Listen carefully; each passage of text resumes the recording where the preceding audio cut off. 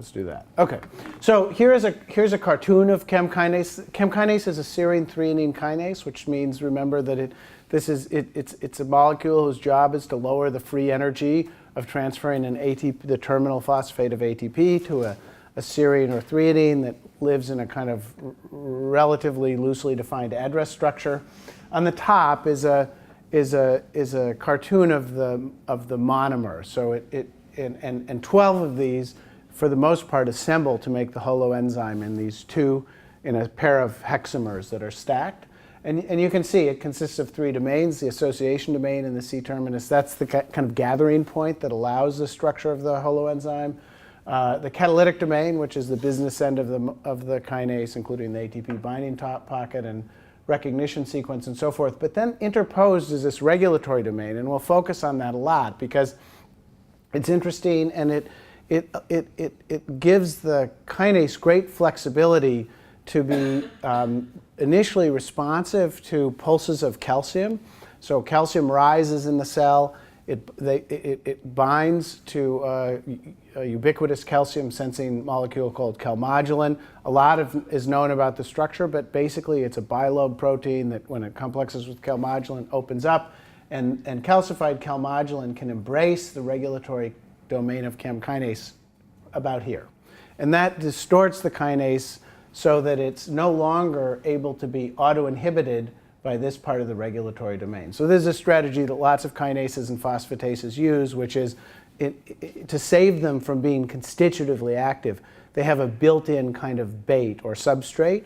And in the case of CaMKll, this part of the regulatory domain acts in that purpose and autoinhibits the kinase until calcium and calcified CaMKll1 come along. So with very brief episodes of activation, the kinase enters this extended conformation, but then when calcium and CaMKll1 is symbolized here as this kind of purple dumbbell, when calcium drops in the cell, say a heart cell or a nerve cell that is continuously fluxing calcium, it goes back into this autoinhibited compact conformation. But when this pulse is long enough, or when the ambient conditions are right, and one of those happens to be a high redox stress, that there can be modifications, post-translational modifications, that prevent the autoinhibition to happen even after calcium and CaMKll1 fall off. And so these post-translational modifications, which have been marked more or less by these kind of yellow circles, mark where CaMKll can be converted from a calcium and CaMKll1 regulated enzyme that goes on and off to one that's at least partly constitutively active. And those ones are important, and we thought they were important at the beginning because they're the ones most closely linked to bad things. And in the heart, that's heart failure and arrhythmias. But in other tissues, that may be cancer or asthma and other things which are really interesting, but I don't have time to talk about.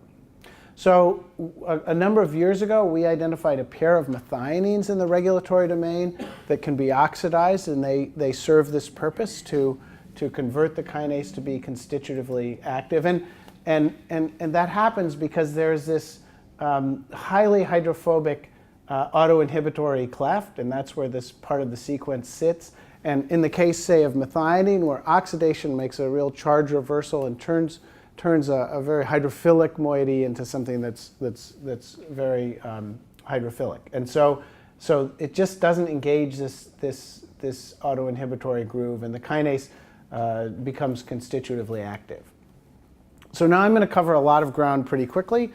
When I became interested in CaMKll because of some observations we made around voltage-gated calcium channels and interest in how that may trigger arrhythmias.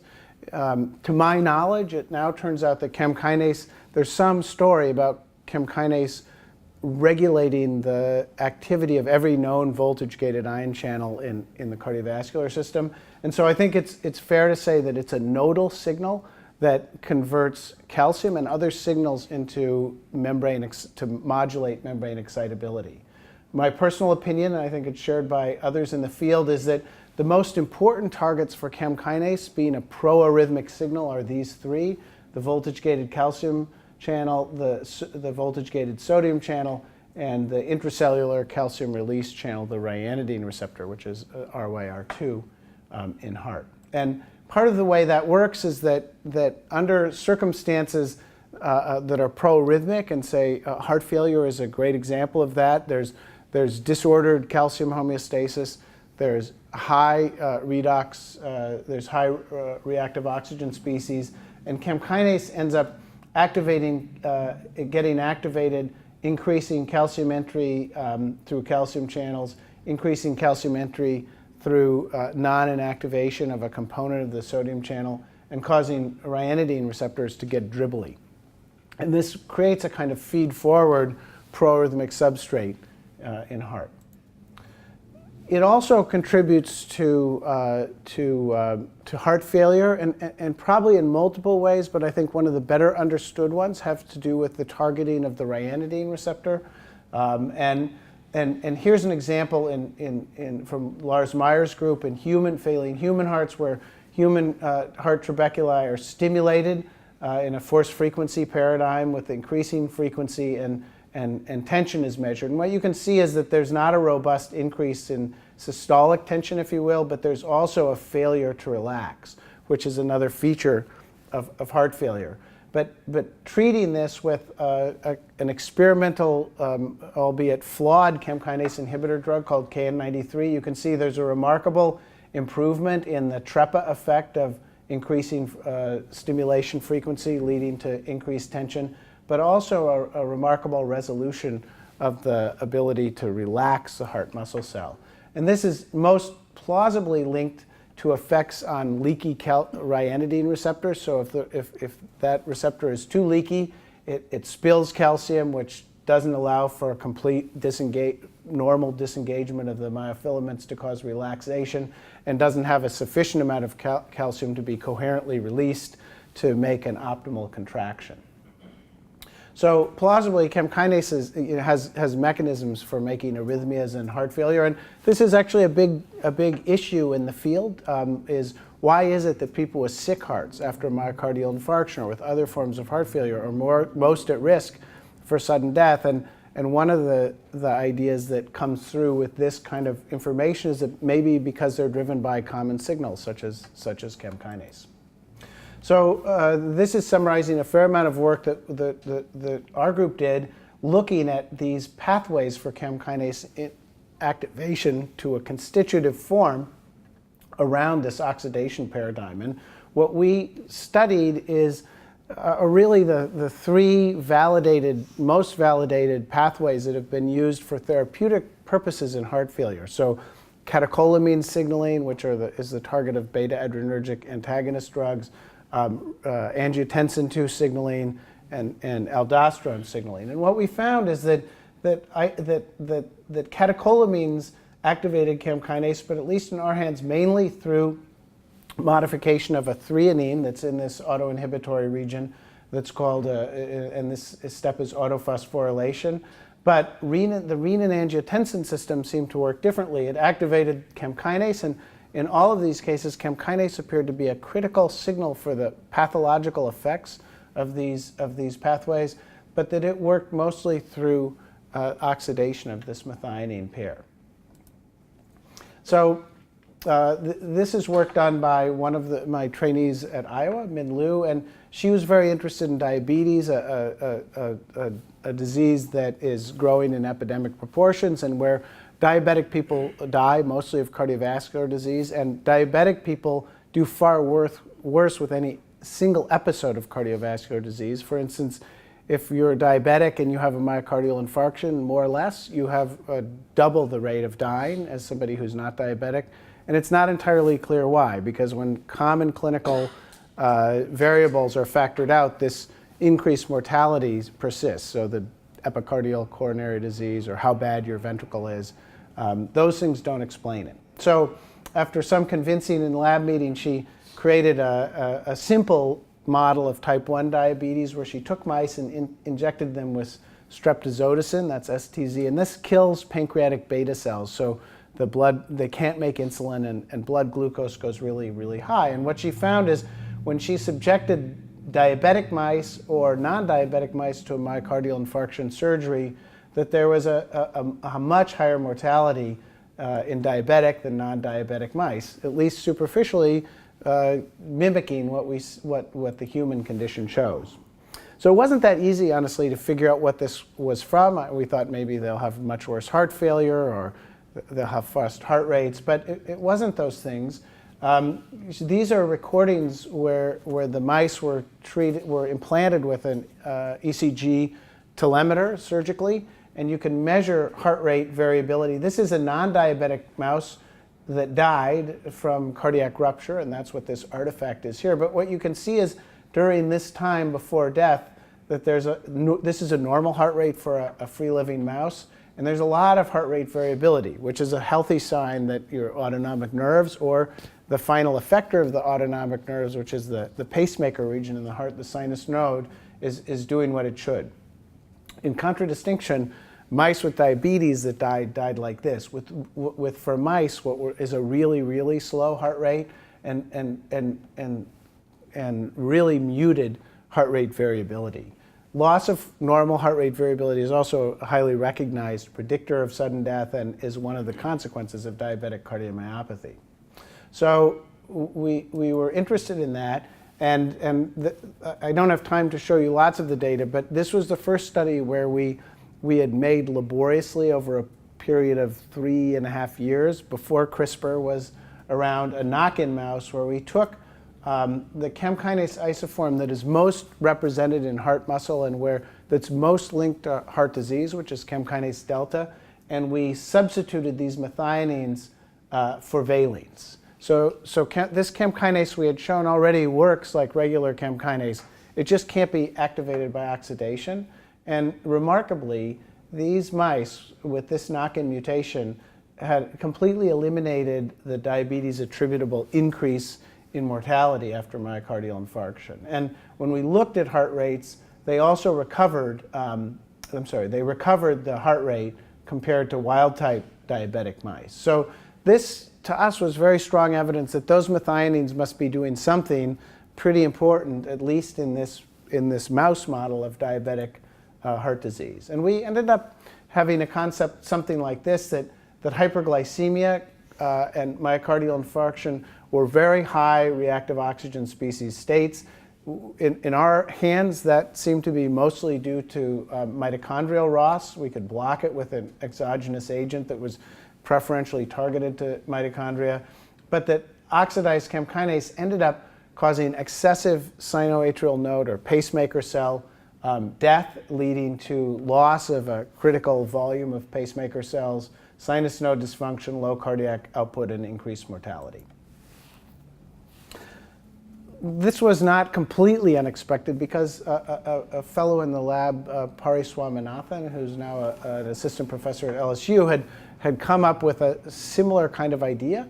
He had wanted to look into pacemaker cell biology, and he was particularly interested because work by Ed Licata had really popularized this notion that pacemaker, and there's almost an infinite number of mathematical solutions to make a pacemaker, but it was becoming biologically apparent that pacemaking at least involves calcium oscillations in pacemaker cells. And so because it involved calcium, he was interested to see if CaMKll might play a role. And also after many discussions, he developed a model where he infused mice with angiotensin to achieve a plasma level that's similar to what's been recorded in large cohorts of patients with severe heart failure. And what he found is after a couple weeks, these angiotensin-infused mice developed something that looked like sinus node dysfunction compared to saline-infused mice. And he looked at the pacemaker cell regions of these mice and detected more oxidized CaMKll. And then through collaborations, we found that both dogs with pacemaker-induced sinus node dysfunction and in patients with heart failure and sinus node dysfunction, that oxidized CaMKll appeared to be at least some kind of a biomarker that predicted a loss of normal pacemaker function or sinus node dysfunction. And and I don't have time to go through everything, but this is work that in the end was mathematically modeled by Tom Hund, a biomedical engineer who was at that time I'd recruited to Iowa, but is now doing quite well at Ohio State. And his idea, which was borrowed in part from work that Jim Weiss and Mike Rosen had done, was that understanding that high fidelity pacemaking really requires that you live within a range of source sink biology, and that there is a challenge in this regard because the sinus node here cartooned as this kind of light brown is really its job is to inject current into this giant mass of surrounding atrial myocardium cartooned at the edges by this kind of golden brown. And when sinus node cells were lost below a certain threshold, and I think it was 35% or something, that the ability to have high fidelity capture of the atrium was compromised, and that created this sinus node or sick sinus kind of phenotype. And interestingly, one of the most robust biomarker changes with age in vertebrates is the loss of maximal achievable heart rate. And at least in rodents, where this has been studied in detail, that follows a loss of the total mass of pacemaker cells. So we think that excessive oxidized CaMKll may accelerate that process and may be a kind of accelerated model of aging. Now, it turns out in patients, if you have a really slow heart rate, paradoxically, you're at risk for a fast heart rate, and that in the form of atrial fibrillation. And that's well known. I'm just showing you data from a relatively early but still relatively large study, the most study in this regard. And what this was a study to try and figure out what is the best kind of pacemaker to put in people that have a failing pacemaker cell area or sick sinus syndrome. And their answer is there's not a perfect answer to that. But what I'm boxing in red is just to show you that in either group, about half of the patients with slow heart rates also ended up having atrial fibrillation, this rapid rhythm that's associated with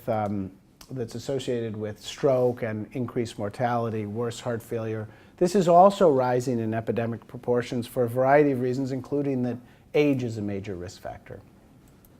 So we know from studies of fibrillating human atrium that there is, if you compare this with this is a confocal line scan image looking at stochastic calcium release events that come from the ryanodine receptors. And what you can see is there's a couple dots here. There's you have to have a lot of faith in the sampling here, but trust that this is representative. And here's a normal atrial sample without atrial fibrillation, and this is an atrium from a person with atrial fibrillation. So you can see that there's more of these events. And you can normalize those with a CaMKll inhibitor, KN93, and that's what the summary data look like here. You have a lot more in fibrillating atria, and you can repair that by giving a CaMKll inhibitor, suggesting but not proving that the CaMKll may be attacking the ryanodine receptor in a way that promotes atrial fibrillation.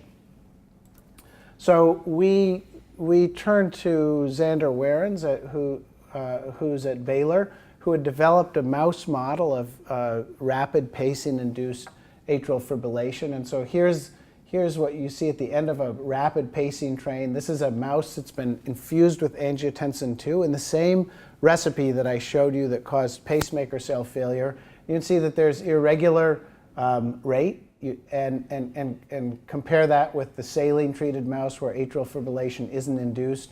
And in this histogram where the RR intervals are binned, it maybe is more clear that you can see that there's an irregularity.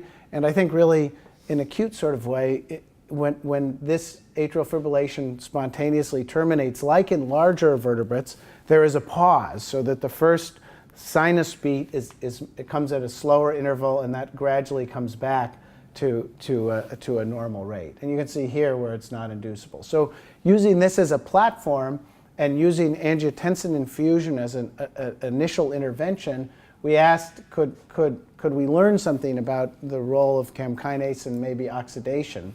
And And so what this shows is that, like in humans, we observed that angiotensin II infused mice that had a greater predilection for atrial fibrillation induction had more of these calcium release events. But when we studied that in these mice where the methionines had been swapped out for valines in the CaMKll delta, the isoform most represented in heart, we found that that effect was far reduced, and they were much less likely to have atrial fibrillation. We also used some other tools, including a mouse that overexpressed an enzyme called methionine sulfoxide reductase A. This is a reductase that reverses the first oxidation step of methionines, and it takes them from a sulfoxide back to methionine. And mice overexpressing that particular enzyme were also protected. So suggesting that CaMKll oxidation was a critical step for the increased susceptibility of angiotensin-infused mice to develop atrial fibrillation. So that oxidized CaMKll was important for that model. We developed kind of a story like this, that angiotensin interacted with NADPH oxidase to make more reactive oxygen species, to oxidize CaMKll, and eventually to target a particular site on the ryanodine receptor that had been previously shown to be a target for CaMKll. So we've continued to have some interest in diabetes, and this is just one reason. One of the reasons is that it's become more and more apparent that diabetes, which is an epidemic, and atrial fibrillation, which is an epidemic, may be related, and that diabetes in a number of studies has shown to be an independent risk factor for atrial fibrillation. And so we wondered about, could this be related to the biology of CaMKll? Our interest was piqued not only because of where we had come from intellectually, but also because at Hopkins, my lab was near Jerry Hart, who's the head of biochemistry, and he discovered two enzymes for this O-glycnacylation, OGT and OGA, and I'll just touch on them very briefly. But in hyperglycemic stress in particular, that there is an activation of a series of enzymatic reactions called the hexosamine biosynthetic pathway to make this UDP-glycnac. UDP-glycnac is the substrate for an enzyme called O-glycnac transferase, or OGT, and this has a job of O-glycnacylating, so putting this modified, this carbohydrate moiety on to serines or threonines, potentially overlapping with CaMKll. And then there's only one enzyme, OGA, O-glycnacylase, that removes those. So in contrast to the kinome, which is this huge part of the genetic landscape and biology where there's so much cross-reactivity, there's only two enzymes that do this job. And interestingly, if you knock them out, it's lethal. It's part of a really conserved primordial stress response. And I'm just doing this because you can use an antagonist drug called DON that has some strengths and weaknesses, but it blocks the production of this substrate for OGT, so O-glycnacylation can't transpire as normal. And work by collaborators and competitors, and Jeff Erickson, who was in my lab and the first author on our Cell paper originally discovering oxidized CaMKll, working with Don Burrs, found that if you give high glucose to a heart, that it's much more likely to have arrhythmogenic activity. And that you could block that with this drug DON or KN93, which is a CaMKll inhibitor drug. And that it seemed like it worked through this usual mechanism of causing a leakier ryanodine receptor. So we started to wonder, maybe every time there's high glucose, there's high ROS, there's high O-glycnac, maybe this is some kind of super post-translational modification that happens, and that because you would regulate these upstream by different biological mechanisms. Maybe one or the other was enough, maybe you needed both. So we started to play around, in part because We could in part because the emergence of CRISPR has made this process so much faster and so much less expensive. And this is some unpublished work from a cardiology fellow in my lab. He just won the Marcus Award at the AHA for not the whole work I'm showing you here, but he was interested in whether diabetes made it easier to induce atrial fibrillation in a mouse, and he found out that indeed it did. And now this is a model of, this is the same streptozotocin model of diabetes, but he's used another model which is meant to mimic a type 2 diabetes, which is a more common problem in adult medicine, and sees something very similar, which is that diabetes makes it relatively easy to induce atrial fibrillation. But if you take mice that have CaMKll inhibition because they transgenically express a peptoid kind of decoy inhibitor that resembles the autoinhibitory domain of CaMKll, that those mice, despite diabetes, are highly protected. So we think that diabetes is a risk factor for atrial fibrillation, at least in mice, in part because it activates CaMKll. And so he did a series of experiments, and he did that using two different mouse models. He had these mice I've already told you about, where he replaced the methionines with valines, and then he made another set of mice where he replaced the serine, which is a putative O-glycnac site, with an alanine, so he could separately control the activation of CaMKll by ROS or by O-glycnac. And what he found was that at least in this one model, that the mice that couldn't be oxidized, those mice were highly protected from diabetic atrial fibrillation. But these mice that lacked the O-glycnac site didn't have that protection. When we looked at this kind of model as acute, it doesn't result in robust changes in cardiac mechanics, but there is a little consistent loss of function in diabetic mice compared to non-diabetics. And this was the mice that couldn't have oxidized CaMKll were protected from this, but not the mice that lacked this O-glycnacylation site. So although this is too early to know exactly how to interpret this, the way our working model is that the diabetes is complicated, and that just in this fairly simple model where hyperglycemia is the main driver, that there is a fundamental signal around ROS, but also around O-glycnac. We think ROS mostly works through oxidizing CaMKll. O-glycnac we think also works because we can prevent this arrhythmia with this antagonist drug DON, and since that time we've made transgenic mice that overexpress O-glycnacylase. This is the enzyme that reverses O-glycnacylation, and those two are protected.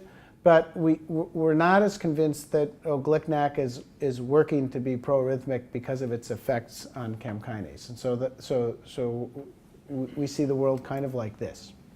Now, this is a lot of stuff about why CaMKll is bad.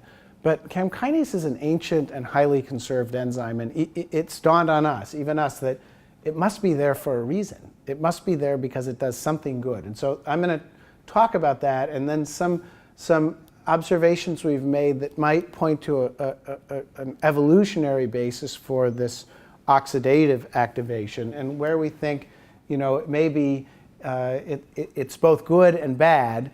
And just to remember that for those of us in the room, there's probably a few exceptions. But for me, certainly, I think I'm past the age where evolution has any particularly warm or strong feelings about me. I think evolution is agnostic about most of the people we see in the cardiology clinic or medicine clinic. And so things that might be very advantageous for augmenting fight or flight might not be so useful in adulthood, and so that's kind of the theme I'm going to talk about. But one of our early observations was that CaMKll might be useful from a fight or flight perspective because going back to this pacemaker cell story, we looked at mice that had a CaMKll inhibitor peptide expressed in all their heart muscle cells, including the pacemaker cells. and wild type or transgenic control mice. And what we found is really down here, and this is work led by Dr. Yujin Wu, who co-founded the lab with me back in 1997 or 98 in Vanderbilt. But he found that when you expose a mouse heart to a range of isoproterenol, you see this dynamic response in terms of heart rate. And you lose about half of that in the presence of CAM kinase inhibition. So one idea is that CAM kinase is driving things like expanding the dynamic range of the heart rate response. And that could have tremendous physiological advantage because heart rate is such a driver of cardiac output. And interestingly, when you look at, well, how does it do that? That at least in part it does it by augmenting the release of calcium through ryanodine receptors. So maybe I'll just have you focus on it's hard to see this, but you can see the uptake of the upslope of late diastolic calcium release that drives the initial depolarization, or partially drives the initial depolarization to initiate a heartbeat in a pacemaker cell. And this is increased in the slope of this process is increased by catecholamines like isoproterenol, and that's prevented by inhibiting CAM kinase. So we think that the physiology of CAM kinase, at least in pacemaker cells, is very linked to the things that make pacemaker cells fail, which is causing ryanodine receptors to be very willing to open. So a smart research associate, Kin-Chuan Wang, who I'll show you in the next slide, made this really kind of cunning observation when he lined up all these. You're not supposed to memorize these or see these necessarily, but you're supposed to see that there's a kind of, I'm not a good color person, but sort of a blue-green and then a yellow. And there's a really steep transition, and that transition is with vertebrate biology. So as I said, CAM kinase is ancient, and in invertebrates or prevertebrates, there's a whole bunch of different amino acids, but there's not paired methionines. In vertebrates, there are four CAM kinase isoforms. They're on 4 different chromosomes. My evolutionary colleagues say that there's probably been at least one gene duplication event, but they're highly homologous. They work by the same principles, and they heteromultimerize, but they're expressed differently in different cell types. And in 3 of the 4, there's a pair of methionines. In 1 of the 4, the alpha CAM kinase, which is mostly neuronal, there's a cysteine methionine, which we think also accomplishes the same purpose. It activates CAM kinase through oxidation. And so this really, what you see is that CAM kinase oxidation is an invention of vertebrates, and then it's retained throughout subsequent speciation. So this is really tempting it tempts one to think, but doesn't prove that there must be some advantage to it, that you wouldn't just sort of fall into this and have it be successfully retained throughout speciation if there wasn't something good about it. So we had these mice already that were cardiac, and we had mostly shown that they by making them oxidant resistant, we could prevent a whole bunch of diseases in mouse models of disease. But we wanted to look more from first principles, and we were particularly interested in skeletal muscle because that is something that's highly elaborated in vertebrates. Vertebrates are, the fight or flight becomes a really important activity in vertebrates. And so, Kin-Chuan Wang just looked to see, well, what kind of CAM kinase is present in skeletal muscle? And really, the point here is that gamma CAM kinase, to variable degrees in skeletal muscle, is the dominant isoform. And so we collaborated with Gabe Beaver, who's a colleague of ours in the same building my administrative office is in, and he made this kind of clade diagram that showed where we took Drosophila, where there's only one CAM kinase gene, and there are no methionines. There's valines, like we made for our mouse models, and then there's mice over here, and this transition into vertebrates is about 500 million years old. It's not new by a human time scale, certainly. And we just made humanized flies with methionines, and I wish I could tell you something about them, whether it does anything, but I can't, but I think, but shortly we'll know. But we did make mice where we took the predominant skeletal muscle isoform, CaMKll gamma, and we swapped out those methionines just like we did with delta to ask, was there some kind of advantage or disadvantage? And one thing we did was Kin-Chuan Wang and John Granger, exercised these mice, a fair number of these mice, and found that there was a significant disadvantage in these mice. They couldn't run as far and they couldn't run as fast compared to wild-type counterparts. So these are true wild-type littermate mice.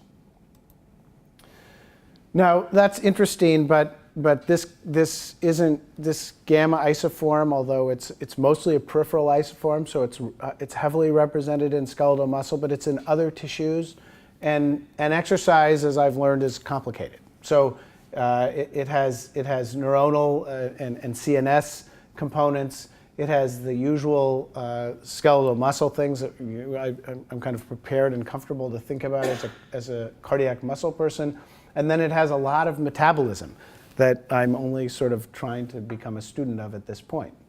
So with those things in mind, we looked at various things, and one was to measure lactate. So lactate is a measure of fatigue, and we found that these mice, at the end of their runs, even though they didn't run quite as far, they had similar levels of lactate, and that when we let them run freely on a voluntary wheel, they were about similarly interested in running on the wheel. So we didn't think that there was likely a motivational factor that explained the loss of exercise capacity in mice where CaMKll gamma was mutated and couldn't be oxidized. And nor did metabolic parameters of blood glucose or VO2 max. And so, although in vivo I think is the most telling telling assay, we collaborated with some physiologists at the University of Maryland, Martin Schneider and Eric Hernandez Ochoa, and they have a couple of terrific assays that I'm going to share with you. One looks a lot like sometimes what I do at the gym. You sit in a little thing and you extend your leg like this, but here they do this with a mouse and they stimulate the nerve, and they can measure the torque over time with stimulation of this peripheral nerve. What you can see is that wild-type mice could generate more force, and they are both fatigued, but generate more force than mice that had this oxidant-resistant mutant form of CaMKll, and they fatigue more slowly. They also could isolate muscle fibers and paste them in a dish using a tetanic stimulation protocol where you measure calcium. And here the idea is that one of the foundations of fatigue is loss of the ability to normally mobilize intracellular calcium, which in heart muscle, like in skeletal muscle, is still a key second messenger for myofilament interaction. And what you could see is that, and here's an example of these pulsing, that there was a more robust calcium response, that's what is on the y-axis here, in the wild type compared to the oxidant-resistant mutants. And the oxidant-resistant mutants recovered from fatigue more slowly than the wild type.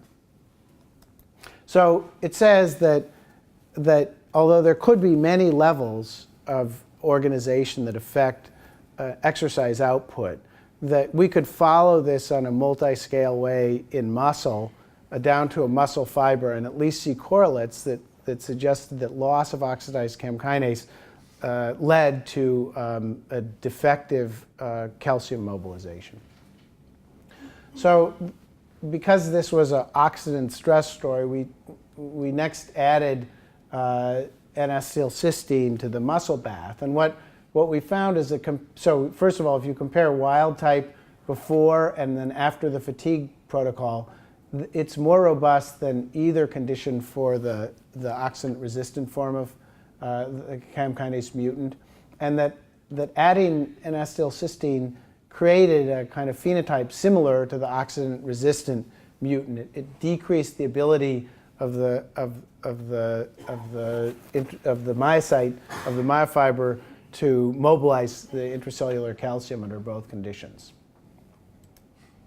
So our kind of fantasy at this point is that that CAM kinase is existing in this interrelationship between its oxidized and reduced self. We think that we're interested in the reductases and potentially the oxidases that are important for that. But we think that it may well have evolved because it's a physiological advantage for fight or flight or other physiological activities, and that would jibe nicely with this wholesale adaptation of a oxidation motif in all of the CAM kinase isoforms in vertebrates.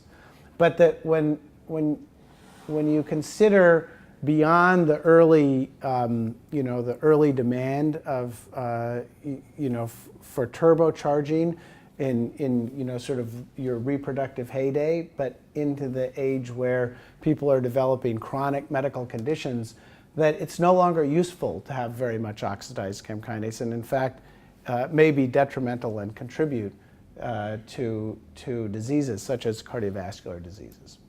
So in this way, we're kind of thinking of this, that CAM kinase oxidation is two sides to the same coin, that it has a potential to help transduce ROS in a physiologic way to enhance performance, but that it also at the same time confers enhanced disease susceptibility to ROS primarily in later age. So I just want to acknowledge some of the people that have done this work, particularly people in the lab at Hopkins, some of our long-term collaborators, and some of the the entities that have funded some of the work I've talked about here. So thank you very much. I'm happy to try and answer questions.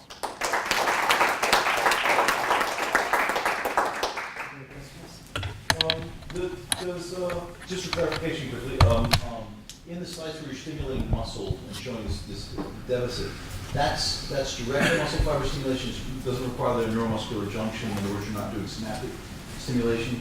Correct. That's muscle fibers. So then it's going to be in the muscle, not yeah.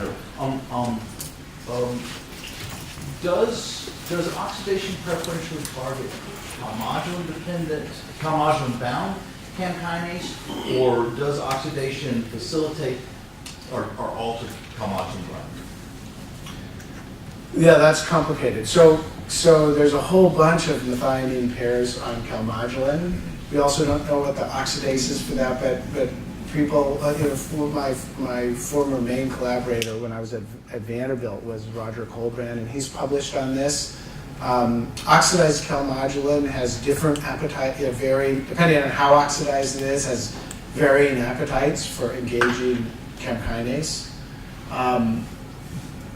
The ability of CAM kinase to be oxidized, if it's first bound or not bound, is a little bit unclear, but in our hands, and surprisingly, those methionines look like in the crystal structure of CAM kinase that they ought to be available even when CAM kinase is autoinhibited. And we can detect that. I mean, so you can take purified CAM kinase in the absence of calcified CaMKll1, you can oxidize it and then immunodetect it, and you can see that happening. But it seems to create an enzyme response, you need to first open it up. It'd be interesting to see what this oxidation activation is doing to non-CAM kinase dependent CaMKll1 function. It targets a lot of different enzymes and invokes them. It may shift, maybe a balance shift, and that may occur in the muscles as well as the brain as well. Yeah, definitely. So under physiologic conditions in normal individuals, do you need an intense fight or flight with large surge of catecholamines, and maybe in that situation get enough oxidation of CaMKll, and yet most of the time you're not in that range? Is it really like this protective role, or are we in that physiologic range more often? Yeah, so I think, so I don't know. So you're asking me to, be like a futurist consultant. This is a great job to have. But my speculation is that we're not mostly in that range, and that things like CaMKll, that tune systems like this are not about homeostasis. They're about, steps between different homeostatic states. It's about these transitions. So I think that the answer is probably most of the time you don't need it. Except when you're diseased, in a disease state where you live in that, and that's the problem.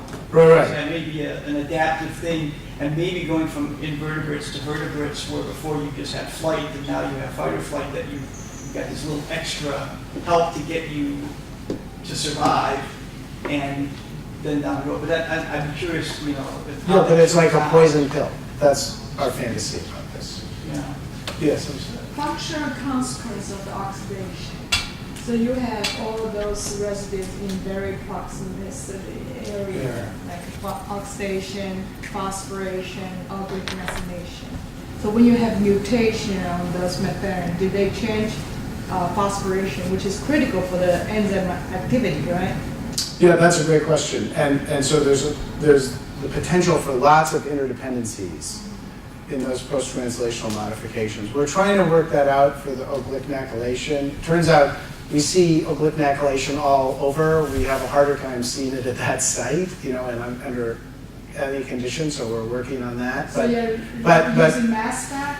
We're using mass spec now. Who's doing that? A couple of people, Junfeng Ah and Phil Cole, or Bob Cole. Those are the two people doing it. So but for autophosphorylation, actually, it doesn't affect autophosphorylation. We can take either of those sites away, and autophosphorylation works just fine. Thanks, it was very good work. And I have two questions. One is to do with the, what would happen if the antioxidant supplementation to a patient with an atrial fibrillation? And do you think that the CaMKll oxidation completely prevented, or that's going to be a problem because physiological response is blunted? And question two is that related to the atrial fibrillation where you have fibrosis is the cause, and what happens to the CaMKll dynamics? Yeah, those are so. Your first question is about could antioxidants be good, or would they too severely depress CaMKll? First of all, I think it's really important to remember, at least to my knowledge, there's not a single trial in any disease where antioxidants, a good trial where antioxidants have been successful. Yet there are these theories of disease for almost everybody's favorite disease. So it could be that those theories are just wrong. I think there's probably been an underappreciation that oxidant signaling is a fundamental physiologic signal. It's not just effluvium. But there are not that many good examples of concise molecular pathways where oxidation is transduced into something good, and we know why. So this could be such a case. So I think it's very unlikely. One of the reasons that that antioxidants might not work is because we use ones that are too general. Their temporal, pharmacokinetic, whatever properties are inadequate, and that they're not targeted. So I don't think taking away the methionines these mice do pretty well. So I don't think that that's essential for basal activity. The other one is, well, what happens about more chronic models of atrial fibrillation? Because atrial fibrillation may start in a structurally normal heart, but then it becomes a problem because as you get older or it persists, you have fibrosis. So could CaMKll have a role? I think we don't really know that exactly, but there's actually a paper that will come out from one of Steve's former mentees that suggest that it does have a role in aging through the junk pathway. I mean, CaMKll1 does cause fibrosis, and it does cause cell death, and it does lead to inflammatory signaling. So I think it's plausible it could, but I don't think it's been proven that it does. So I mean, and it may be the horse is out of the barn, that this triggering mechanism is less essential, but I think we don't know. Yes. So, Mark, wonderful talk. My question, with your diabetes models, the CaMKll1 is everywhere in the heart. What's responsible for that selectivity in the sinus node area that you were finding a lot of the effects from the sinus node? Yeah, I don't think there's anything selective about that. It's just that the sinus node is such a finite group of cells that you can when you lose a certain number of them, you're not getting them back, and I think you can maybe measure that more rapidly than you could a mechanical defect, just because this tiny group of cells is assigned to capture electrically the rest of the heart with every beat. It could be that there's a relative susceptibility, they're slightly more susceptible or not more susceptible. We were really surprised to see that, when we started to measure SR content in pacemaking cells that have arguably no mechanical purpose, they barely quiver, but they're oscillating electrically continuously, that their SR content per cell surface area is actually slightly higher than atrial or ventricular myocytes. So they have all the they have EC coupling equipment, and I assume that's energetically expensive. Maybe that makes them slightly more vulnerable. It's hard to, it would be very tedious to try and detect that exactly. I think the rest of the heart is also you would find injury in the rest of the heart too.